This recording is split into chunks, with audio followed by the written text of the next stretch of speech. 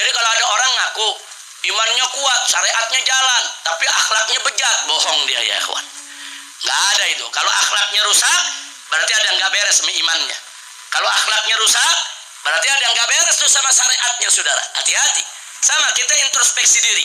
Kalau kita sholat 5 waktu rajin, nggak pernah tinggal, tapi akhlak kita tetap jelek, masih suka bohong, masih suka mencuri, masih suka makan harta orang lain, saudara.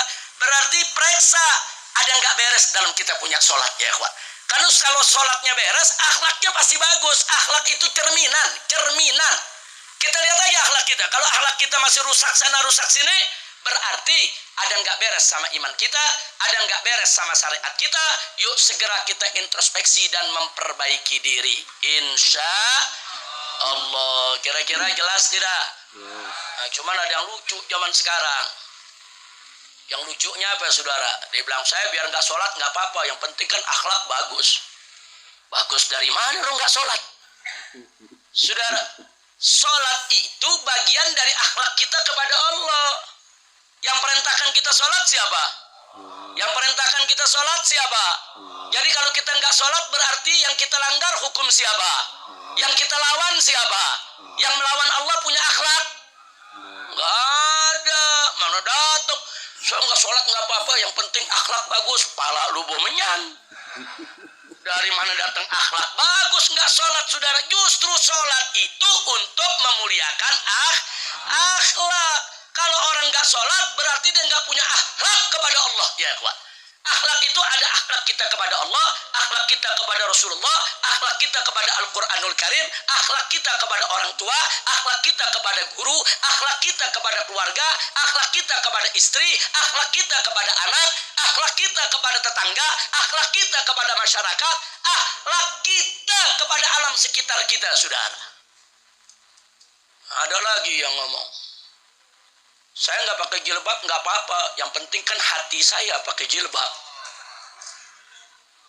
Saya nggak ngerti apa maknanya tuh. Saya putar kepala saya nggak paham. Saya belajar puluhan tahun itu kalimat saya nggak paham tadi.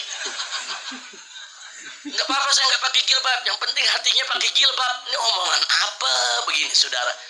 Jilbab itu bagi perempuan kewajiban. Siapa yang perintah? Siapa yang perintah? Nah kalau ada orang nggak mau pakai jilbab, berarti dia melanggar perintah siapa? Melawan siapa? Jadi kalau dia melawan Allah, saudara, berarti akhlaknya bagus atau tidak? Tidak, saudara. Terus berarti hatinya bagus atau tidak? Tidak. Mana ada hatinya bagus? Maksudnya dia yang penting hati pakai jilbab. Mungkin dia maksud hatinya bagus, hatinya mulia. Dari mana datang hatinya mulia?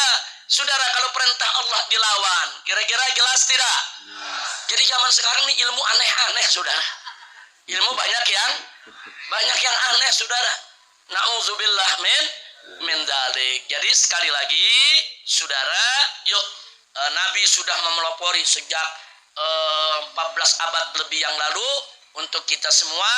Yuk mari kita perbaiki akhlak kita, insya Allah. Jadi kalau ada yang nanya, Habib gimana sih supaya kita ini bisa sabar, akhlaknya baik? Ya sholat. Habib bagaimana sih supaya kita ini nggak pelit, nggak bakhil? Ya zakat. Habib bagaimana sih supaya nafsu kita ini bisa ditahan, hawa nafsu kita nggak diumbar? Ya puasa.